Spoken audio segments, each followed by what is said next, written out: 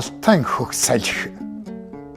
Их улсын гуул жалгаар өлөн үнэг шиг шинжлэн шогссон намрын адаг сарын зэгэл орой би энэ ялимгүй дэгстэй атлан зугаатай бас чихнэ баясгаланд халуун яриаг сонсож үлээ. Мурат гэдэг эдэрмэг насны казакэр зүүн хоймроо эзлэн хангаж нээлттэй хаалгаар гэрийн баруухан талд харагдж байгаа үнэнг тарих модон дээр арганчсан өвчүү цагаан анч бүргэтэн хагшихыг бахархан харсан шигэ. Улаан тамхиан ганц нэг шивших суура надад хууч дэлгэлээ. Мурат бүргдийнхээ нүдийг зөөлөн ширэн даруулгаар далдалж хүчрхэг сарвууны дээхнүр сахлах хөрөн саггын даруулан тушсан байлаа.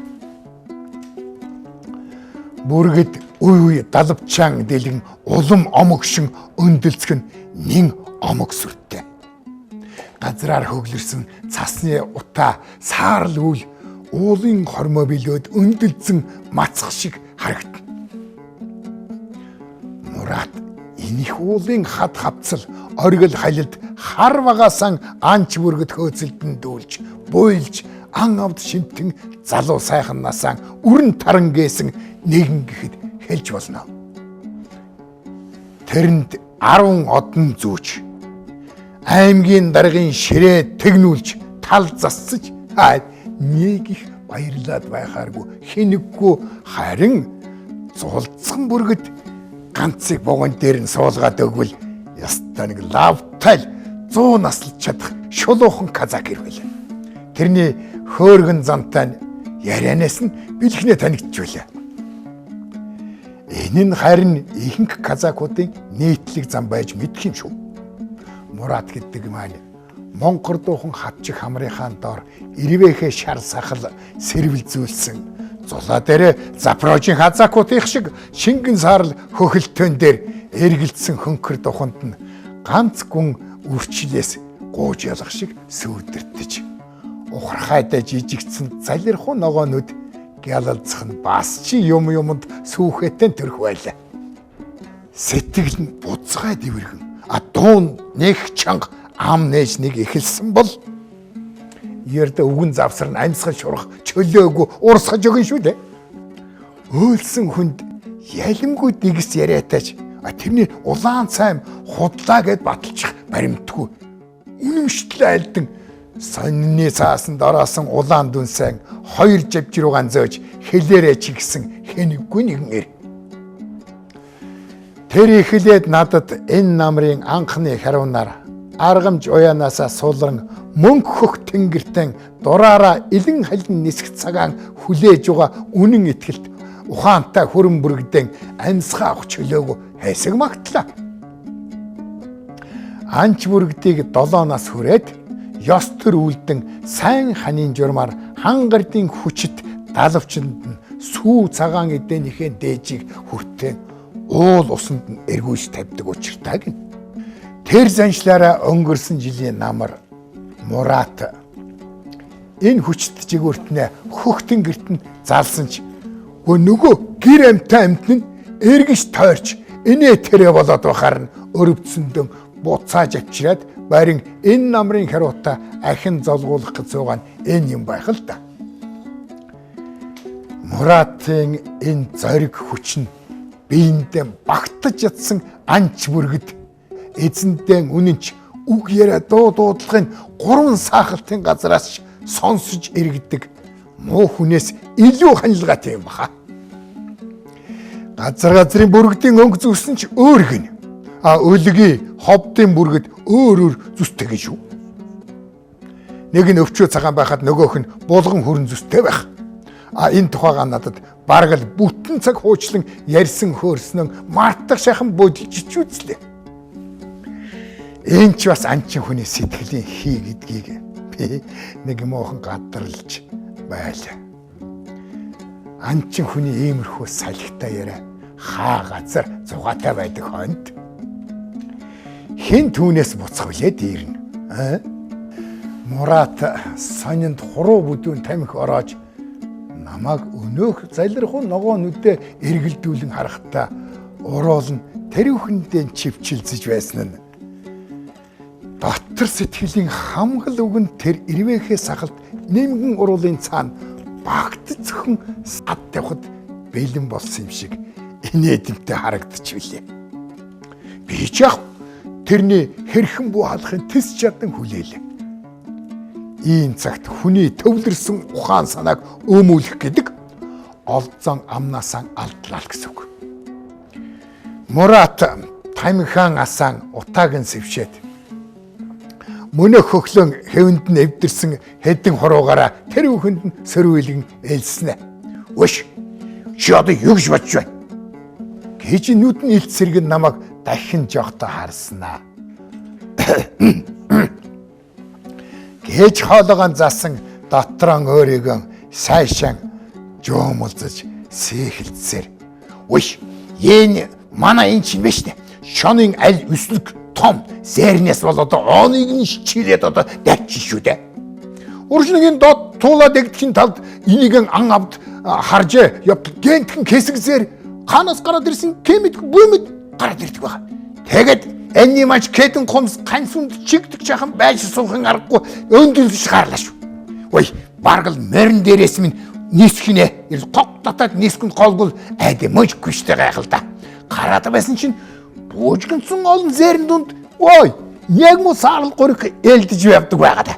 Тэгэхээр нь би ч энийг буушуухан тавьж ярил. Миний гартыг хүрэн өндөрт дүүлснэ. Нүд ярмих сур салг эсгвэлэн шунгаж өнөөмө заяамууд чинь түлэнхийг хөдсчгэл зүгээр базаад авдаг байгаа. Чонч ухскил бөрөгч манч гажууд байгаа галаснаас зуугаад авлаа шүү. Би юу гэснээ санан энийг харвлан галглаж тэнийг толгойгоо чан нүдэн тас ансан. Тэгээд нэг харвал энэ мань нөгөө гуригхан тас татаа тавьчихсан байдаг ба. Бөргдийг шин ан килгтэн 2 килонд заавал туш тавьдаг юм шүү дээ. Тэгвэл нэг килорын олзоо нөгөө килороо тэрнийг алдахгүй гэсэндээ нэг гараа нөгөө олзоо нөгөө гараасан тэр хат харлсан юмнаас зуурч байж каагаан куу татаад гайшигддаг юм шүү дээ. Эй би нэг яста туушаага тавиад балгаж яхсан л байгаа юм шүү дээ. Мангу өгөр гасг. Энэ мань эсмэн дүлдэн далвчин говж байхыг гараад ай нүдний минь цэс юм да. Энэ мань ийм л гайхалтай күшрэг зориг гэж яст гал шиг дөрлсөн амт байгаа. Энийг би нөтний кök тэнгэртэн тавихтан гол гарлаж байсан ч насвыг нь күндэтгэж энэ арын асгтад гаргаж аргамш туушааг нь мулталж тавихтан дакатлан нулимс гардаг байгаа. Усан нүдэлсэн эр күнчдээ тун тусгүй дээ тусгүй. Энэ мань уян сойлгоноос салаад миний дээгүр 3 бүтэн эргээд гот көх өндрийн байсаад нэсэд бараа тасарлаа. Яг 3 эргэсэн шүү. Күчтэн жигүүртэн гэдэг эк угаантай. Чадагсан бол дагаад л нисчихмээр байлаа. Тэр оройноос нь миний хамаагүй чагширч өөймөч манч бадараад нэг л биш. Маргааш өглөө би гар үрээр босч бүрэгдэн гарах санаатай хойд көх байсаад яалаа. Өш манай гажуугаар ингээд аймаг ордог усны чом байх. Тэгээд нэг гарсан чинь хөөш. Нөгөө утасны модон дээр чинь энэ мань нивсигэд сууж байна. Эй би буцаад гойдчихдаг байгаа. Миний бараг айл дөрөв гарсан байна. Тэр мань намайг ойрдох тутам босч нисэн муу гэрээг минь бараадаж биш өөр мэдлгүй шагширч гарлаа. Бөрөгд мань надад гомдсон гэлтэй алгуур өндөр аав нисч уул даваад бараа тасарлаа. Биш гэртэн орж ирээд дээлэн толгой дээгүрээ нэмрэд кэттэй давлаа. Тэр оройгоо маргааш нь ч гэрээс толгой сүйхсэн. Өш энэ манай энэ анаргул арга чаргаан барж гэлтэй сайсуу ойртуулаад л ястаа нэг доолгонс шөөгч байна да. Энэ намайг тех учиртай юм чинь. Намайг бөрөгдөн тавихад юу гэсэн гэж. Антны ам зовож гүссэн бол тэгмээр дээ гэж хор малцсныг бодоод үздэ та нар. Ёстой горон өгч. Үш. Одоо тамин ийм казак авга байх уу да Ой Аллах тэгэр. Тийм болохоор миний өг дүүг цагиргалаад байх зөв биш дээ. Зөв. Бүргден тавих гэдэг чинь казак хүнд бол нэг ёсондон цайн нөхрөн алсын замд бүр үрд өдөж байгаа гэсэн үг шүү дээ. Ой чи ястаа юу гэсэн ай. Бид чинь маргаашин тэнгэр хангаага бүтэн өдөржин чинжиж Аллах даатхан ном уншиж бүргден цайн голлоод өглөн дээлийнхэн чинийг өмсөж морьныхаа цайныг унаад уул хангаадан аваад гарна. Тэгвэл зүйгээр нэг каянаас аваад туучдаг юм биш шүү дээ. Гэлээ.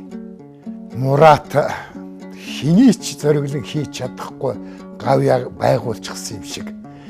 Хатчигдуу монкор хамраа том гараараа шувтран ирвэхэ сагалан эрхи долоовор хуруугаран илэн өөртөө багта ихэмсэг хөхөрч байна. Өнөөх нөхрийнхөө сүлдийг нь хийстэл хорон үхэлсэн авгаан юу ч болоогүй юм шиг аль надад сайхан уусгаагаш тамина жоошондоо аягны амсар зүгээр шинийг уулгахгүй манай энэ нэг юм ингээд л ихэлсэн бол бүргэж чигэн өдөржин хагш чинь гэж ястаа нэг чикен чиртэй гэдэг нь та сайхан уугаш гэхэдэн Мурат руу эрхлэнгүүнүүдээр ирмэн бас чи ёс журамтай эмгтэй хүний гимгүү сайхан инээмсэглэл тодруулах нь миний сонссон хуучин цагийн эрх мэдэлгүй казах эмэгтэйчүүд нэгэнт өөрчлөгдөж энэ цаг үетэйгэн хөл нийлүүлэн нар өд харах болжтэй. Гисэн итгэл төрүүлж байлаа. Гэхдээ эрт цагт энэ бүсгүйчүүд үнэхээр нэг морь мал шиг зарагдан эрийн дэвсгэр бүлгээцүүлэхээс өөр эрх мэдэлгүй богтлуулж явсныг хинч хараа билээд. Энэ үеийн сайн сайхан боллоо гэж магтахын тулд өнгөрснөө хар вараанаар будаж муулах ганц л арга байдгийг харин бид мэдэх юм. Мурат тэр эхнэрийнхэн тэр төрхөнд харин ч багтах хаятай 2-7 хөдөлгөн тоонойд харан хөөрж. Анрагулва та энэ зочиндон газ болгож өгөөч. Манай нутаг дээрсэн хүн чинь их сонирходог юм.